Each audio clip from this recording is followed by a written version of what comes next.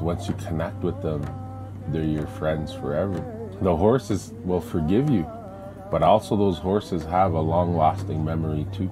My grandpa said that the horses will always find its way home. And that just like this ride, we're creating awareness for our children to find their way home. And I think that when we use these horses to pray, I honestly think that these children, some way, somehow, wherever their home is, that they'll find their way home. It started with a dream to create awareness of our children. I know that there's many children out there that don't know who they are. There's many children in foster homes. There's many children in our correctional systems. There's many children adopted.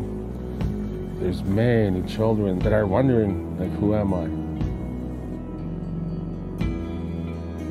When we group together, we're stronger, especially within our communities. There's a lot of hate. There's a lot of anger. There's a lot of jealousy on a lot of communities. And we gotta stop that. This might be something that can help bring the unity together of our own people in our own communities and even our families. Start working together. Because once we start working together, we're going to be stronger as a nation and a people.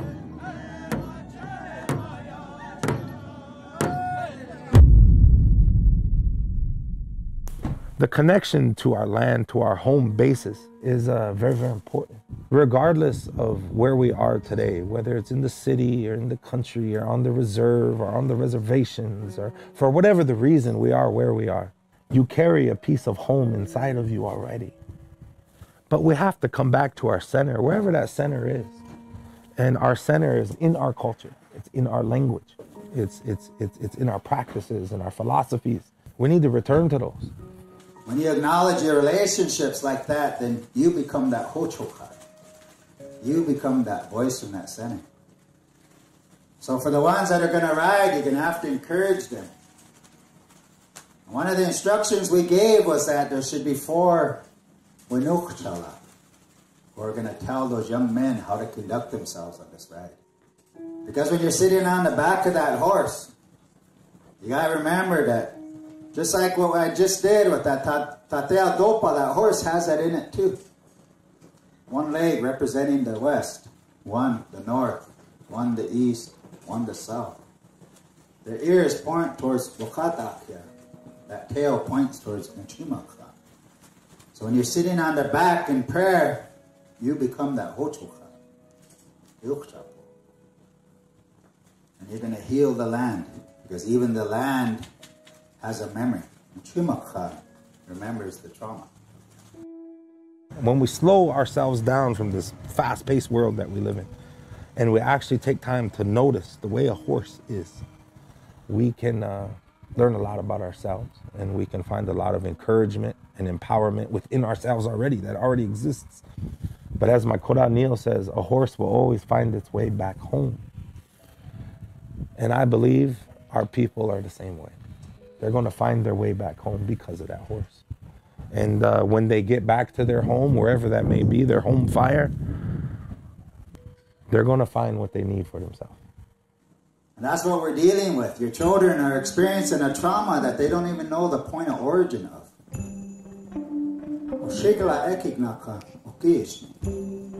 We're suffering from an emotional response that happened generations ago and we never let it go yet. We're still carrying it. That's why they're doing the things that they're doing. They say that there's no more residential schools, but we still feel it. There's no more 60s scoop, but we still feel it. They're saying they're putting an end to looking at foster care and the difference and how it's going to make, but we don't see it when we still feel those things. So how are we going to change it? It starts with us. Every single one of us that we understand ourselves first. And then when we understand and we forgive ourselves from all the atrocities that were done to us and all the things that were done to us, once we forgive ourselves, then now we're advocates, because we went through a process ourselves. Then we can encourage healing in others. And then we can go out there and share our story. And that's the most powerful thing that one person can do.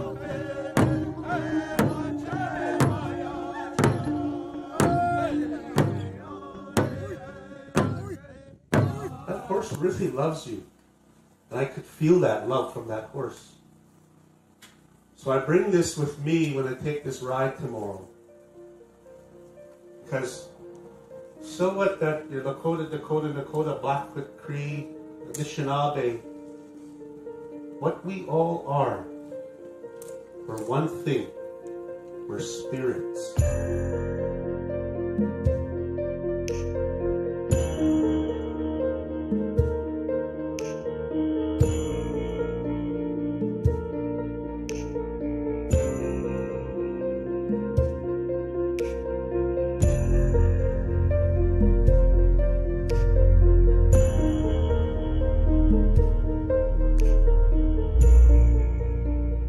The staff we used on the Dakota 38 ride, and also we transferred it to the youth healing ride in Poplar, Montana. The leader down there and the youth, they were so happy that I was coming here that they sent their staff to be presented to the people here in Saskatchewan on this ride, in hopes that they'll use it for all 4 years.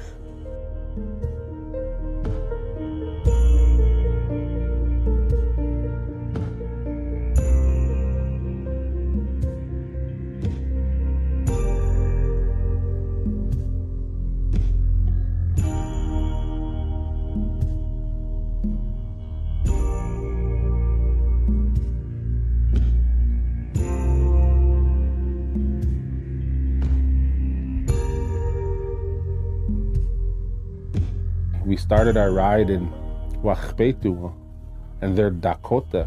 So you look at the Sioux Empire, there's 3 different dialects of Sioux. There's Dakota, Lakota, and Nakota. And there's 7 different tribes within all those dialects. Even that grouping is huge. So we look at Wachpetu under Dakota, then where we're ending the ride is in Wood Mountain, and they're Lakota. And we think, oh, you guys are all Sioux, you're all the same. Well, we're not the same. We're different, but we can still communicate. So yesterday, we stopped in a Cree community. When we went in, we zigzagged. We zigzagged towards that community. For those who know the history, the Sioux people, when we enter a camp zigzagging, that means we're coming in peace. That means we're coming in friendship. So when we did that, the community welcomed us. Carrying those staffs and those horse masks on our horses, and circled 4 times around the arbor with the people in the middle. I really felt emotional. I could feel them. I could feel my horse. My horse was just dancing. My hair was just standing up on my body. Goosebumps. It's an honor that I'm doing this, not only for the people, but for me. And our riders, they rode. And you know what? The feelings were the same. Because I know they have the same issues, they have the same problems that we have as every other First Nation communities have. The tears were the same. The yells, the cry outs, everything was the same as it was in the tape. Even though they're 2 different communities, one's Dakota and one's Cree, the emotion was the same. We sat down with one of their elders, and he had a pipe ceremony. And how they did their pipe ceremony was different, but that emotion was the same. The tears were the same. The speeches, when the chief, Roy Pettit, got up and he spoke, he had spoke in Wachpetu. He spoke and he told his powerful story. When he spoke in Beardy's, it was like a different demeanor. When he came to Wahpeton, he shared a very powerful story. But when he was in his community, where he's a chief, where he's a leader, yes, he went through all that healing, but he showed so much strength, so much leadership. He took charge and he welcomed us the best way that he can. And you know what? All of us visitors coming to that community, we didn't feel like visitors anymore. We felt like we were home.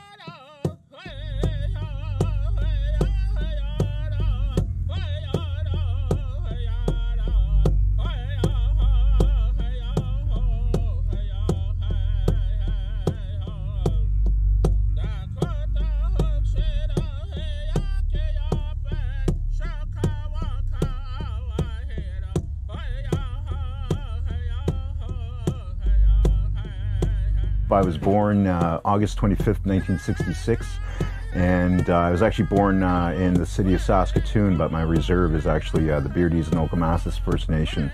I was in a foster home for the first year and a half of my life. What they used to do is once they took you away, many times they'd advertise you in newspapers, and I became the flavor of the month in the Regina Leader Post. I was the feature baby. It was my white family who saw that photo, and that side of my family, the adopted side, they already had 2 girls and they had 1 boy, and they wanted to even it out. My white father always had a huge interest in Aboriginal culture, so he had that interest, and I think that's one of the main reasons why they adopted me.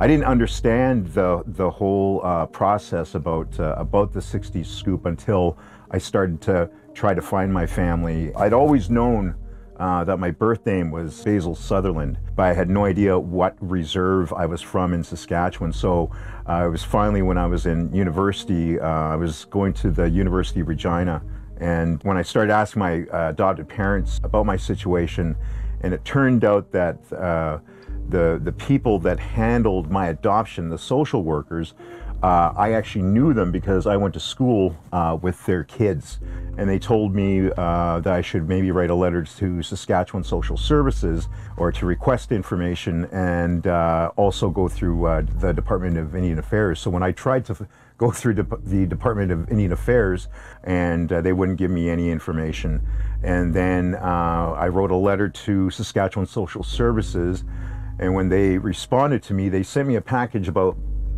that thick, and it was just character descriptions of my family. And when I finally met my birth mother, and I was asking her all these questions the first time we met, obviously, because I was very curious as to what had happened. I said, "So I understand that you were a heck of a softball player, that you loved softball." And she looked at me and she said, "What are you talking about? I've never played that sport in my life." And I was like, "Oh, okay, that's interesting." And I said, "Well, I also said that you love to play the acoustic guitar." I said, "I think that's awesome." And she said, "I never played that instrument in my life." That's when I realized the information that they had given me, it was all lies. And I understand now, all these years later, that it was because it was that forced assimilation. They didn't want you to find your heritage, to find your roots, and to find out who you really were. My ex's sister used to be an RCMP officer in the town of Rostern. She said, "Well, what's his name?"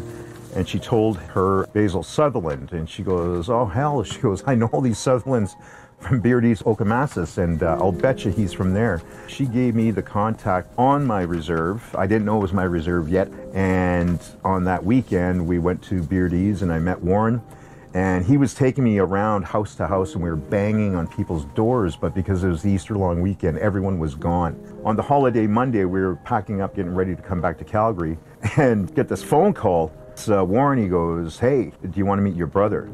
And I was like, "Absolutely." So I was really excited. I met him in a Dairy Queen on 22nd Street on the west side of Saskatoon. And I remember walking through that door.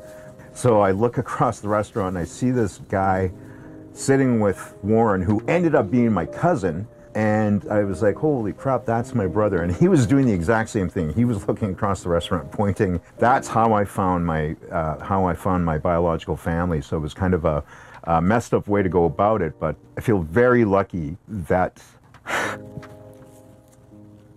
it's very emotional.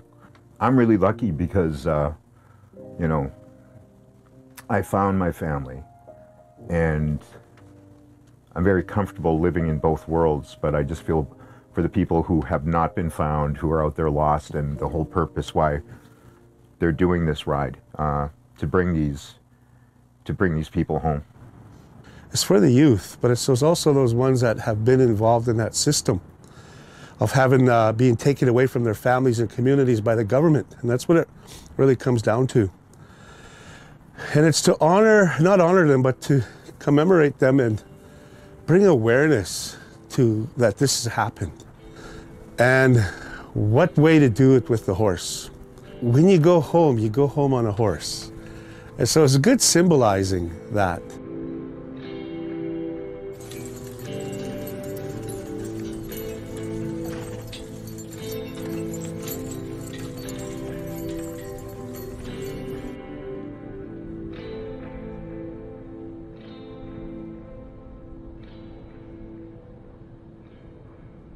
I have a young camp boss.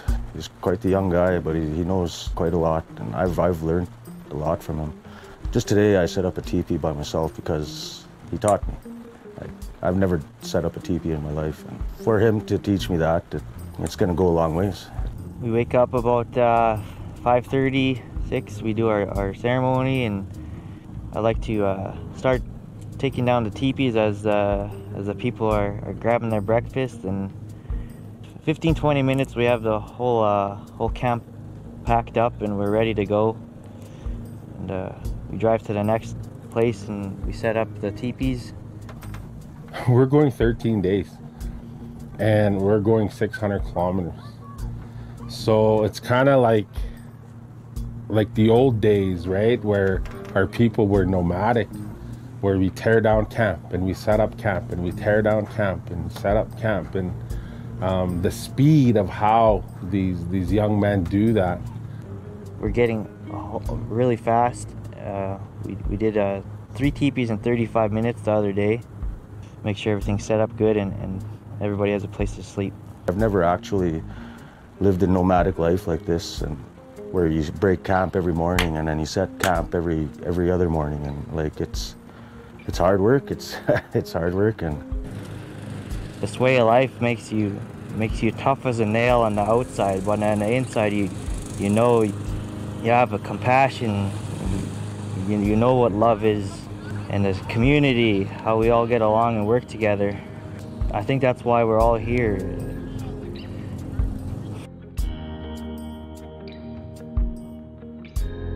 Having some runners join us was really good. You know, they joined us and they ran behind the horses.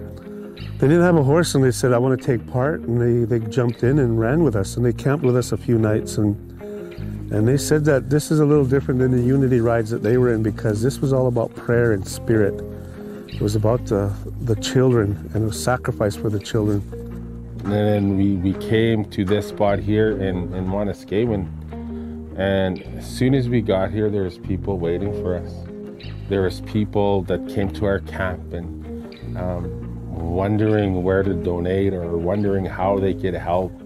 And we had some women come and talk about the missing and murdered women. We had other people come and talk about the 60s scoop and how they believe in our cause and how what they can do to help. And the support that we have is just like beyond my expectations. It's just beyond everything, and I'm just so honored, and I'm just so there's no words to describe it in the English language on how appreciative I am, and I'm hoping that as time goes on that we even reach more people to come and to come and join us on this prayer, to come and join us on this ride.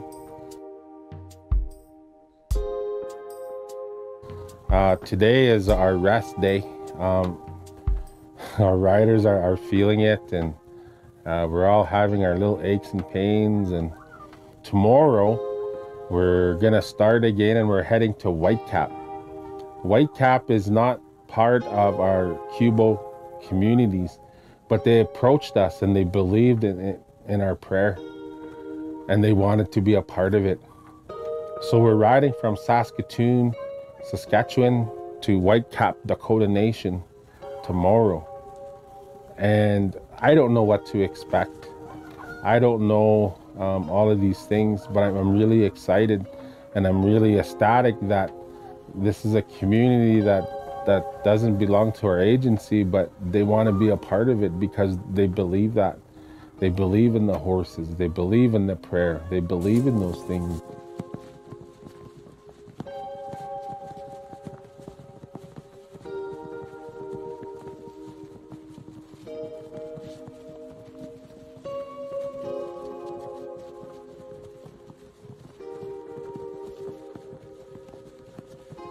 Going into different communities is we're building kinship, we're building relationships, because every community has the same problems that they do in the States.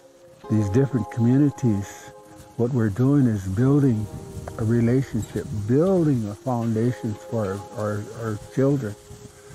And if we don't put our hearts together and our minds together, like Sitting Bull said, what life are we going to make for our children?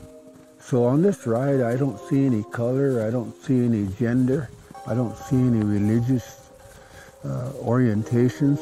What I do see is a bunch of love and people that really are committed, really want this ride to succeed.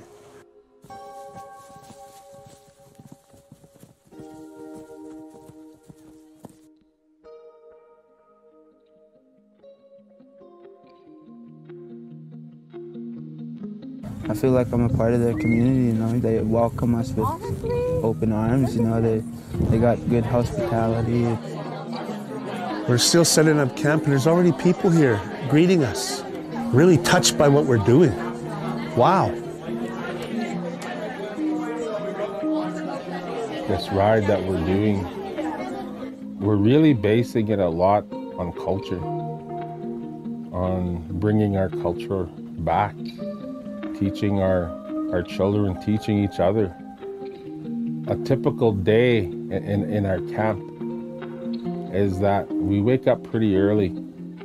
I sing a song every morning to signify a new day. I sing a song to welcome this day. I sing a song to welcome that sun. But also for the whole camp to be wakened. We're up at 6 o'clock every morning. We feed the horses. The horses are always taken care of first. And then at 6:30 in the morning, for all the people who want to fill their sacred pipes, they do that. We have a pipe ceremony every morning. That's a good way to start our day with prayer. That's a good way to start our morning routine, is that when we wake up in a teepee, and to hear the sound of a prayer song, and to notice and to smell the grass, and to smell the sage that's growing, and to smell the medicines around us. That's a powerful way to wake up every morning.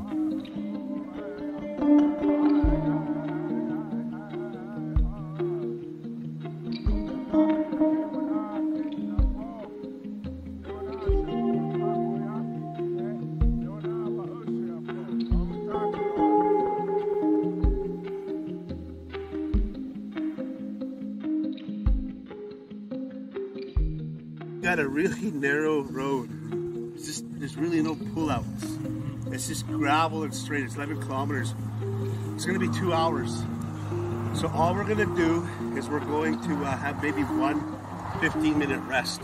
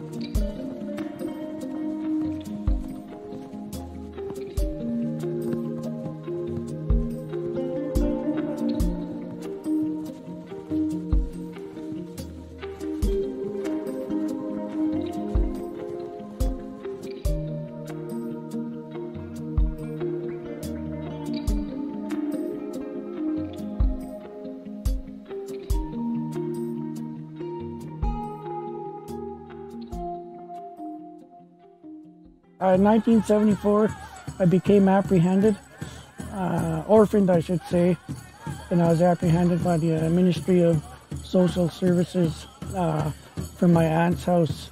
I remember I was 6 years old, 5.5, 6 years old, and it was a very good home, loving home, caring home, and took me into foster care. And I don't remember after that. I just remember getting into that car, and we were just little kids. We were scared, and my brother, he's deceased. He was 11 and 12, my older brother and older sister. They got all of us in a room downstairs, and they were saying, we don't know when we're gonna see you guys again, but we're gonna do something to you, but it's gonna hurt.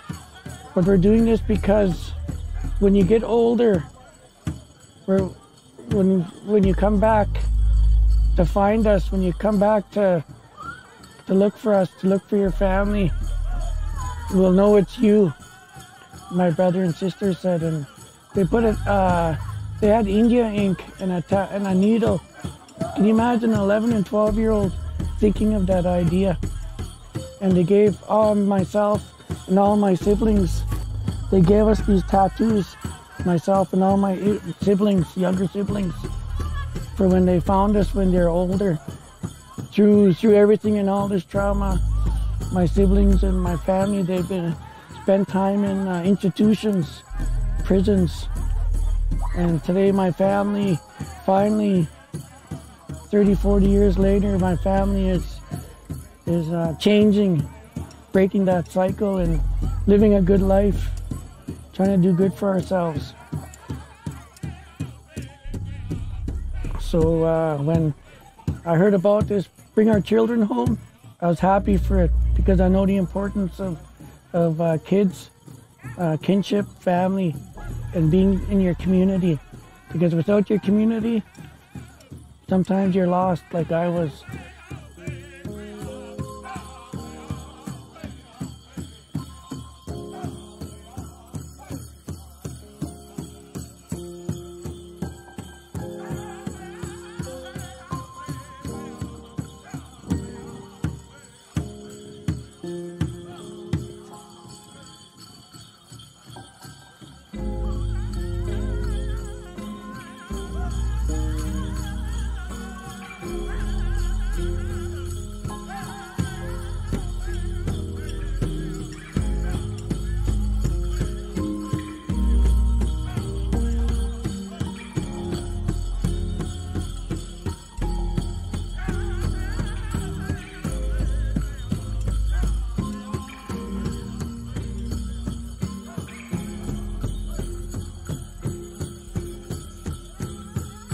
None of us are perfect. And I know within our families, we call them in Dakota tioshbayes. We know that things have happened in the past. We know that we carry our intergenerational traumas. But I think that there's an awakening happening, that we don't have to carry them any longer. We can let them go. There's ways of healing. There's positive ways of life. And you know, it shows in this camp in the last days that we came together as a family. Some of us we're not of the same culture, but we know that the love has grown really quickly here because we're doing it in ceremony. Whatever nation we come from, we know that ceremony is going to help us.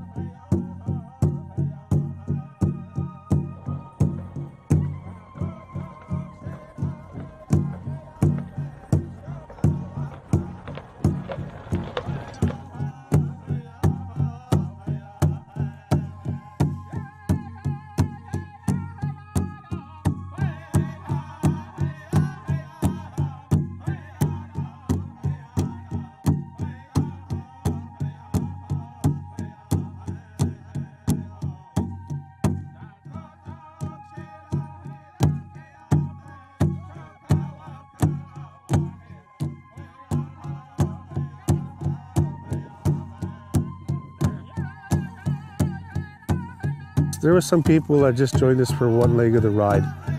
And that was really inspirational for us because the more riders we had, the better. And then Cameo Capo pulled up his wagon and followed us. And it was really, really hot that day.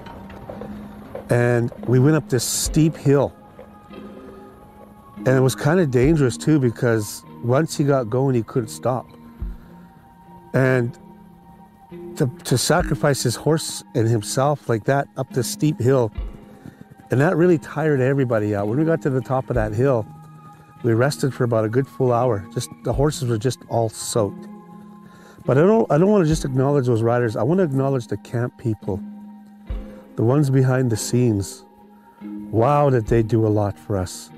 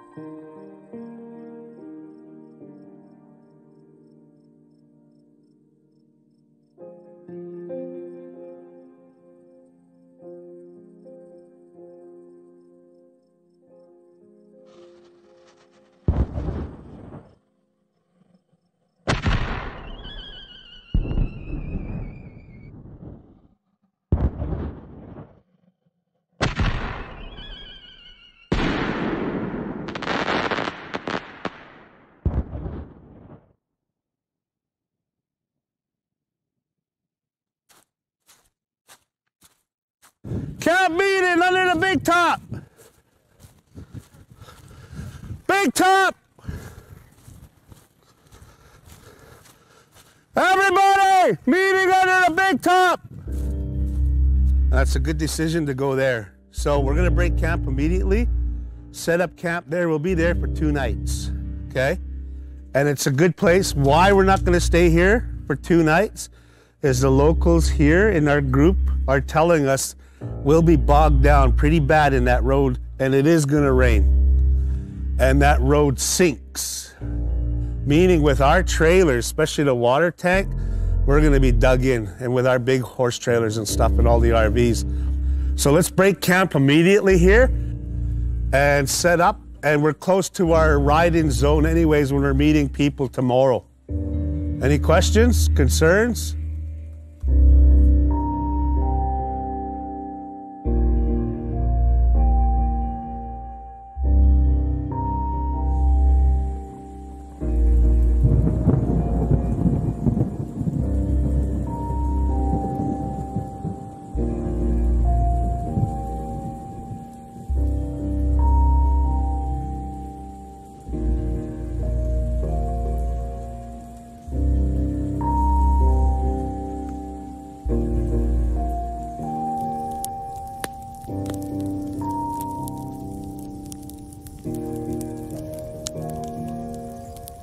Yeah, it's been a long ride. Been here from the start. Getting pretty sore, but still got quite a ways to go. 2-3 more days.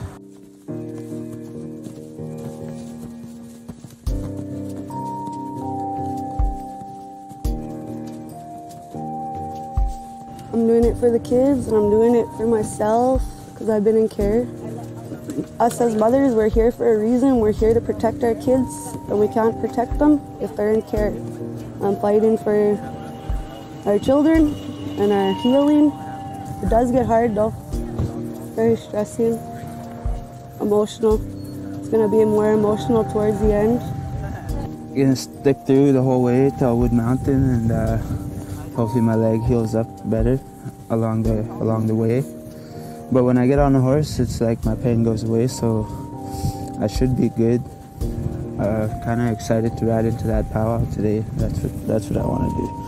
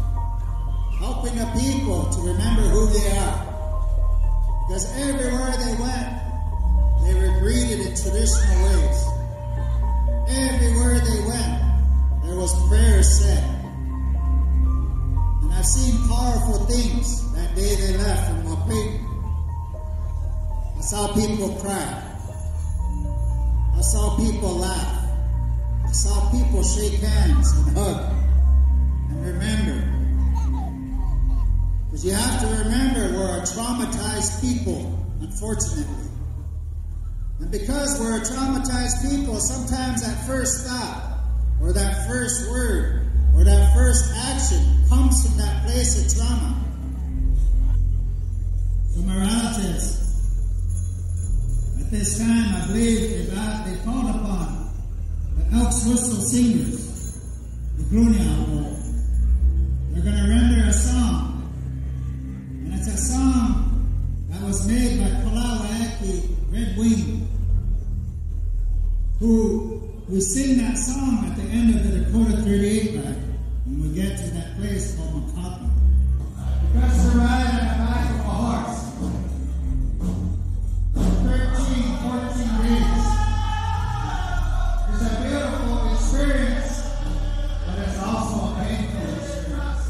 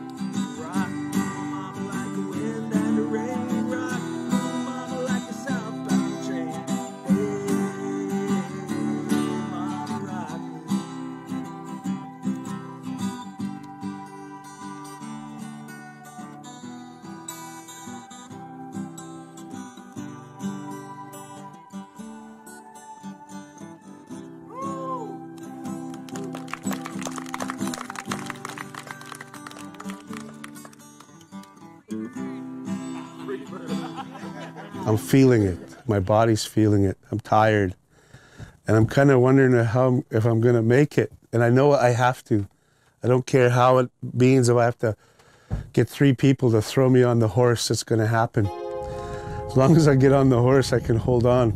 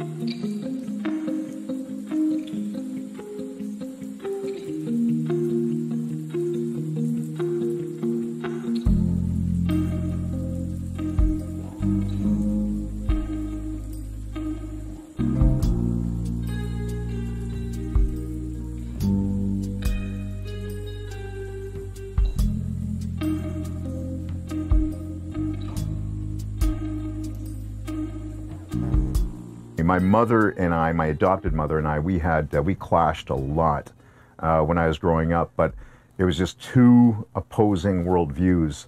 I guess the thing is, I knew I was Aboriginal. I loved the fact that I was Aboriginal, and I was very proud of that. And my mother, she didn't come from that background, and just the way she was raised, the era she was raised, she had a different worldview than I did.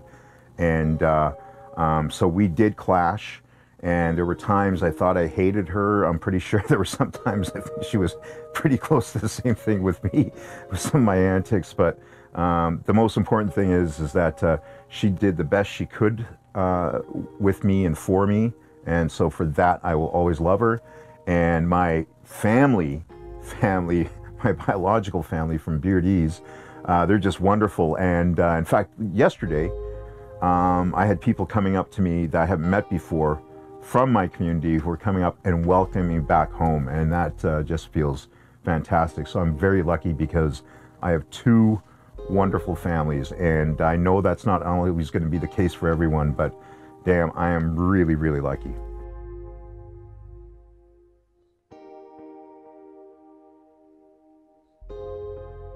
Growing up in Regina at the time when I was a kid, it was a very, very racist town, and I grew up in a white neighborhood, but I also knew other families, white families who had adopted Native children, and these were really good families, but all of those adopted children, they wound up having some kind of personal distress in their lives, whether it was alcohol or substance abuse, jail, prostitution, all of the markers of what happens to people who are displaced. The things I discovered doing the research about the 60s scoop victims, you know, a lot of them end up being really confused, really messed up, dealing with a lot of personal issues. And sure enough, that's, you know, what's happened with me in my case. The whole loss of culture, language,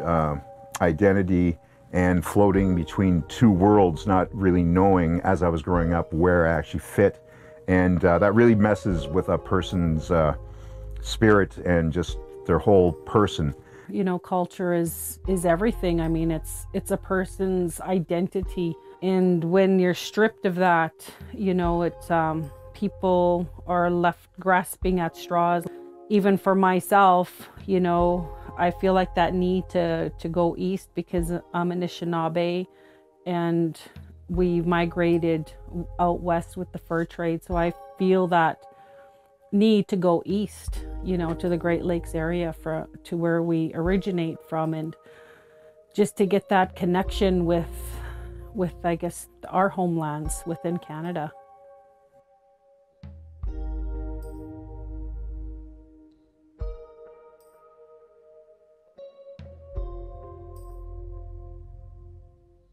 I drove down to Standoff a number of years ago trying to find my father's grave. I had his name.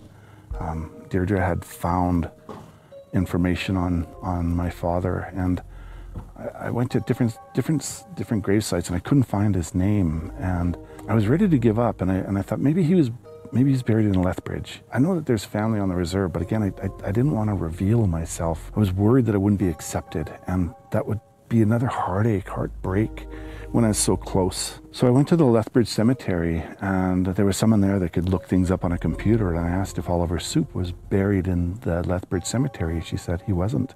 So I left and I went back to Cardston. As later on that evening, I was ready to go home, and all of a sudden I got a text from her with my father's name, the day that he died, where he was buried at St. Paul's Cemetery, Salmon Funeral Home. I stayed another night and I drove around looking. Someone gave me directions to St. Paul's Cemetery. So I was kind of driving back and forth and I was ready to give up again, and there was a St. Paul's Treatment Center. I went in, and it's the first time I asked them, I said, I'm looking for St. Paul's Cemetery. I want to offer tobacco and meet my father. And then I was going to stop right there. I was going to quit. I just wanted to give him tobacco, introduce myself, and then I was going to leave to Calgary, and I was going to leave connecting this family, or trying to reconnect with this family. And she said, well, just a second, I'll get an elder. And this elder came, asked me who my father was, and it's the first time on the reserve that I revealed his name. I said, my father is Oliver Soup.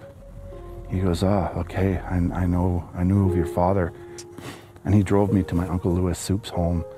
I was welcomed with open arms. We had tea. He asked a lot of questions. I asked a lot of questions. It was probably 2 or 3 hours later, and then they said, we'll take you to your father's grave. And I went with my Uncle Louis, and I went with my Auntie Abby, and we found not just my father's grave, found my Uncle Everett, Shorty, all my relatives, Tweety, that I'd never met. I wasn't even off the reserve, and Beetle called me. My sister Sissy texted me, welcomed me. Beetle was on the phone. Hey, brother, I got a brother. A lot of it was overwhelming, but I'm just so grateful that somehow, some way, the path was always laid out properly in front of me. It was just a matter of it finding me and me finding it. It has been incredible for me, incredible healing, incredible heartache, the connection, the love that I have with the family. And then on this ride, incredible ceremonies, getting a Lakota name, getting a Pendleton blanket for my brother, adopting a brother. Every day there was something so right about the day. And what really resonates in me right now is everything just opened up in me. Wake up. I found my family. I've always found my family, but I've always kind of stood on the outside, not where do I fit in? And I guess that's part of trauma, is not wanting the attention. Because, as a little kid, even looking in the mirror, knowing that I look Native, I look Indian, but not ever being exposed to any of that culture while I was little and being welcomed into it now. If there's anybody, even around my age, that is reluctant or is scared or has that fear of connecting with your family, for me, it's been an incredible organic experience that is continuing, and it's just opening up even more. This being day 13, to do a spirit walk with the horses, getting rid of some of the boulders that I've been carrying and saying it to the horse, and then hugging the horse. 3-4 years ago, I couldn't even go near these horses. I'd get hives, I'd get broncos, I'd get wheezy. Now I walk the horses. I go in the barns and I'm carrying horse blankets and helping with the saddles and in the arena, and I can just remember our boys going, you better not touch that, because I'd have to leave. My eyes would get all itchy and watery. I'd get hives. So the horse is the healing part of the horse. At the end of the spirit walk, giving things up, and then being able to hug them, putting my face against the horse and hugging. No hives, no reaction.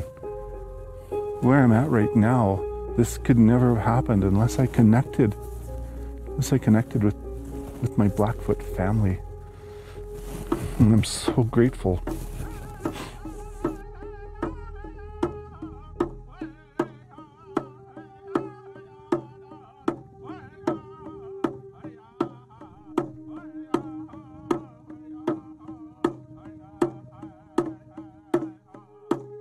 Every day we rode, every single day, eagles were with us. They were flying. We heard them whistle, especially on this last leg of the ride. Levi said, you hear that? Those eagles? And I was looking up and I didn't see nothing. He goes, it's over there sitting on the post. And there it was. This big eagle, golden eagle, was sitting there. And then just as we got closer, he whistled and flew off again. But every day we rode, Levi and I said that. Eagles were always with us. It made this all worthwhile. It was for the children, and I think we did our justice in that.